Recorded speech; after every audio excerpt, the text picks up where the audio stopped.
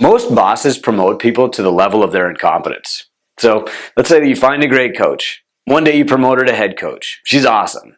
Then you promote her to your only full-time role, general manager. So for the first time, she's managing people and money, and she's bad at it.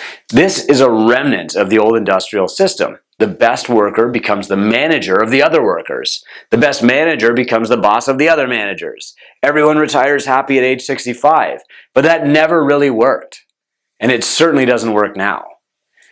This even happens to entrepreneurs. We open a gym because we're really great at coaching fitness, but then we realize that a 14-hour day won't work forever, and so we hire someone. And we immediately become a manager for the first time without any management skills. Now, some of us immediately realize that we're in over our head and we start trying to learn to be a leader. We screw it up over and over. We say the wrong thing or we hire the wrong person. We delay doing the hard things like firing them or evaluating them, and then those things blow up because we wait too long. Finally, we find a mentor or the business implodes. Then we promote one of our staff people to be a manager, and we're shocked when they're also bad at it. We hire people for this one skill, and then we're surprised when they don't immediately develop their other skills. And sometimes that hire is us. Greg Glassman put it really eloquently on our podcast interview. He said, now that growing pain in the individuals involved creates a psychological dilemma of the first order, and some of those people get left behind, and it's tragic. And the difference can be as simple as being a great bricklayer, a lousy instructor of bricklayers, and an even shittier instructor of bricklaying instructors. And it's just getting worse for you as you go up. Really, you had a singular skill, and that was bricklaying. Now, there are 4 main levels of work in your business. If you plan to promote your team from within, you have to train them to have skills at their new level.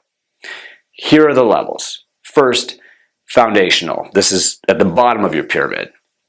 The foundational skills are non-client facing. These are the cleaner and the bookkeeper. These skills are best learned through repetitive delivery of a checklist. Because the process is the same every time, excellence occurs through evaluation. So do this. First, write out a clear set of expectations down to the most basic checklist if possible. Second, review the work quarterly based on the checklist. And third, upgrade the staff person's knowledge or replace the person as needed. The next level on the hierarchy are the tactical skills. These are the client-facing roles that can make or break your business. In a gym, these are your fitness and nutrition coaches, your client success manager, and anyone else who has regular contact with your clients. Now, these skills are hard to develop and even harder to measure. Teaching a coach the technical parts of fitness, like biology and physiology and mechanics, that's the easy part. Teaching a coach to represent your values in a happy, caring way is harder. We developed the 1st and 2nd degree programs at Two Brain Coaching to do just that, to develop the technical knowledge, left brain, and empathy, right brain, to keep clients healthy. In general, you should hire these frontline workers for personality and train them for skill. You don't need a PhD to be a great coach, but you certainly have to smile. Measuring your coach's skill should come through one-on-one conversations with your best clients. Forget doing broad client surveys. They're useless and misleading. Talk to your best clients and upgrade or downgrade your team as necessary. So do this. Hire for personality and train for skill. Evaluate them every quarter. Seek seed client feedback every year or so. The 3rd level of staff in your business is the strategic level. So these are your management level employees. In a gym, that probably means either a general manager or a head coach or both. It could also mean your sales staff if you have a separate role for sales. Now, the manager's job is to make strategic decisions that follow your vision for the gym. For example, should you raise rates, run a 6-week challenge, discount your memberships, base your rates off 200 members or 20 members? These are all strategic decisions, and you'll probably make most of them yourself at first. So it's the manager's job to adhere to these decisions, to apply them consistently, and to achieve excellence in their delivery.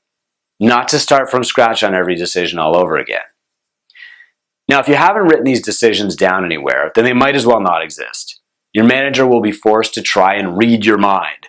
They'll make guesses about what you want, and most of them will be wrong, so you'll get mad, and then you'll micromanage them. A strategic level staff person should be given key performance indicators to track and assist in making decisions about delivery. They should be evaluated based on their delivery of your KPIs. So do this. First, break down KPIs to measure the manager's performance. We give you these on the Two Brain Business Roadmap. Second, mentor them to success. Third, provide external leadership training, like mentorship, to your leaders. Now, finally, the top level of your business pyramid is the visionary role. So here's how we break down the work on the Two Brain Roadmap. You can see there's like a teaching your vision line here. And that's a key part of ascending your staff too. You have to have a very clear vision of what you're trying to build. And you must teach it over and over to everyone around you until they can repeat it verbatim. It must be clear. You'll get tired of hearing it before they will. But it's absolutely critical to do this hard, disciplined work. If you don't, everyone on your team will be playing a different sport with different rules on different fields of play.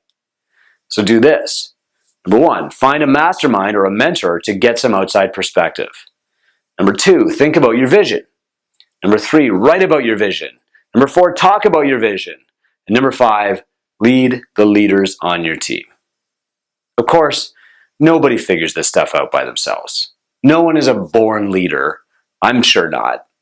No one can read your mind. Everyone thinks they're doing really, really well. If you really care about them, help them ascend. Lead your leaders.